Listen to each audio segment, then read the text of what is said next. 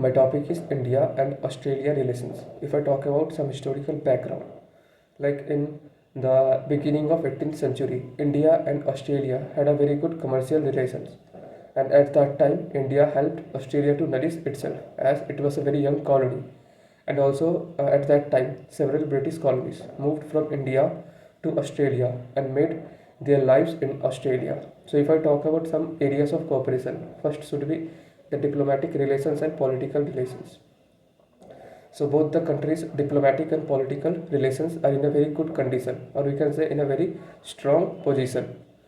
Both the countries' leaders met very frequently and talks about the future prospects, mutual development of both the regions, and also increasing the economic activities. The visits of the Australian leader in India had frequently increased after 1996 to 2005.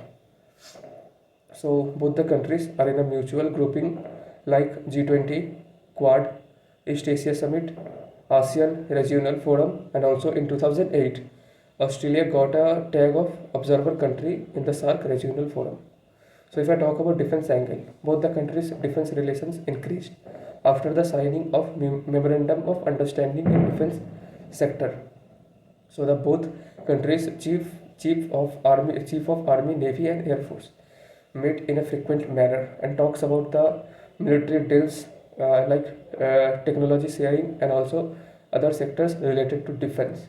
And also India and Australia shares a very high level of 2 plus 2 ministerial meeting with which India shares with very less country.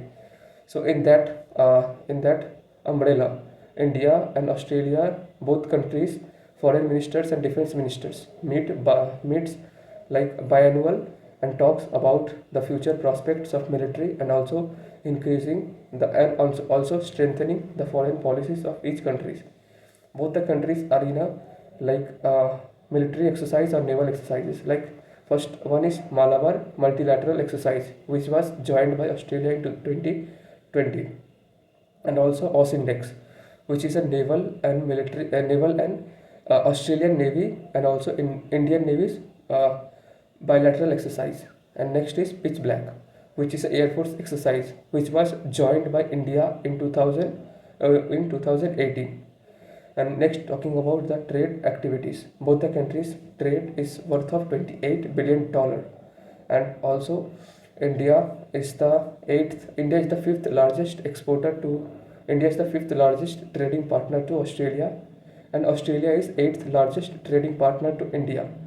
Thus, the exporting of services like computer services, like tourism and information, and from Australia it is education. So India is the largest exporting market to Australia in the sector of gold, and the second largest in the sector of coal, and the third largest in the sector of wool and lead. So Indian IT companies are also increasing their engagement or footprints in Australia. And talking about science and tech, both the countries have had signed an agreement in science and tech in 1986 for a joint cooperation in meteorology, space, mining, and sharing of technologies and teaching of scientific technologies, etc. Recently, the both countries have signed a free trade agreement, that is ECTA, which was recently passed by the Australian Parliament. So the both countries' economic activities will be increased, and Australia will get a free access to Indian markets, and the areas like goods and services will be flourished, and this will also increase the bilateral trade of both the countries. So there are few commonalities between both countries. So cricket is loved very much in the both countries. So cricket is a very important aspect of India and Australia relations, and also recently seen that a very large number of Indian students are coming to Australia for education purposes. So at last, talking about way forward. So the cooperation and coordination between both the countries are increasing exponentially day by day, and both the countries also propagates the idea of free and open Indo-Pacific region, and also respects the UNCLOS, and the disputes should be solved by diplomacy and talks.